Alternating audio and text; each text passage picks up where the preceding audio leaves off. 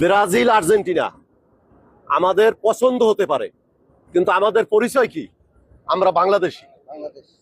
তো এটা বলার কারণ হইল, কালকে আমার এক বন্ধু, আমি পোশাক পরা অবস্থায়, তাই আমাকে আইসা বলল যে তুমি কি দল করো। তাই বললাম যে আসলে দল নিয়ে এত মাতামাতি নেই, আমাদের দেশে তো আর বিশ্বকাপ খেলে না, তবুও বলো তুমি কি খেলো, মানে কি কোন দল করো। তা আমি একটা দলের নাম বললাম। দলের নাম বলার পরে তার ওই দলের সাথে, সে যেই দল করে ওই দলের সাথে মিলে গেছে। আমার যে পোশাক পরা অবস্থায় ধরে এমন ভাবে চাপ দিচ্ছে, মানে যেভাবে জড়াই ধরছে, এত বান্ধবী তো দূরের কথা, বউ জীবনে এরকম জড়াই ধরে নাই।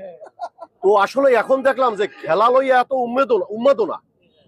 আমাদের দেশটা, সেই দেশের পতাকা দেখবেন যে এরকম করিয়া 1 ফুট 2 ফুট 5 ফুট, আর এই যে বিভিন্ন দেশের বহিরাগত দেশের পতাকা গুলো তাদের পছন্দ হইতে পারে, আমরা তাদেরকে সাপোর্ট করতে পারি, কিন্তু সেই পতাকা মানে একটা ওয়ার্ড জুড়িয়া, একটা ইউনিয়ন জুড়িয়া, এবং এই পতাকাটা লাগাইতে লাগাইতে এমন জায়গায় যাবে, যেমন আপনি ব্রাজিল করেন, ওর বাড়ি আর্জেন্টিনা, ওই করে আর্জেন্টিনা, ওর গাছে যাই ওইটা ফেরাক মারবে, যে একটা ঝামেলার সৃষ্টি হয়।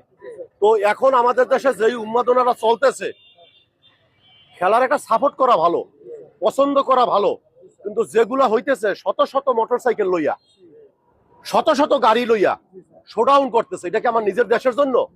এটা তো অন্য দেশের জন্য। আচ্ছা, তা আমাদের ওই দেশকে আমরা এত ভালোবাসি, যখন আমাদের দেশে কোচ লাগবে, খেলার যে খেলোয়াড়ের কোচ, তারা কি আমাদের ফ্রিতে দেয়? আমাদের দেশের 20টা প্লেয়ার নিয়ে তারা কি আমাদের খেলা শিখাইয়ে দেয়? তাহলে তাগুলোকে যে আমরা এরকম করি। তারপর আবার ফেসবুকে এখন দেখি যে এই রোডে ব্রাজিলের আসা নিষেধ, এই গ্রামে আর্জেন্টিনার আসা নিষেধ, লেখা আছে না ফেসবুকে। তো এরকম করে দিয়ে তার মানে কি? এটা ঝগড়াঝাড়ি সৃষ্টি করা।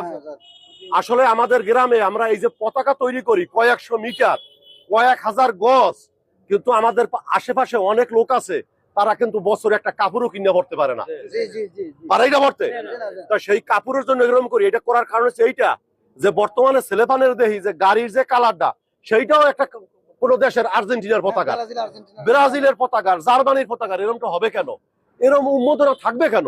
আমরা সাপোর্ট করতে পারি, পছন্দ করতে পারি, কিন্তু আসলে এরকম পিটাপিটি মারামারি করিয়া, উত্তেজনা করিয়া, এই হাজার হাজার গাড়ি লইয়া শোডাউন করিয়া, এই তেলের টাকা কোত্থেকে আসে?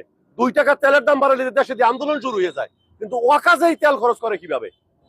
অতএব আমাদের উচিত হবে, আমাদের সন্তানেরা পছন্দ করতে পারে, কোন দলকে সাপোর্ট করতে পারে, গার্ডিয়ান হিসাবে তারা যেন এই খেলাধুলা যখন দেখবে, তাদের বাসায় বইয়ে দেখে।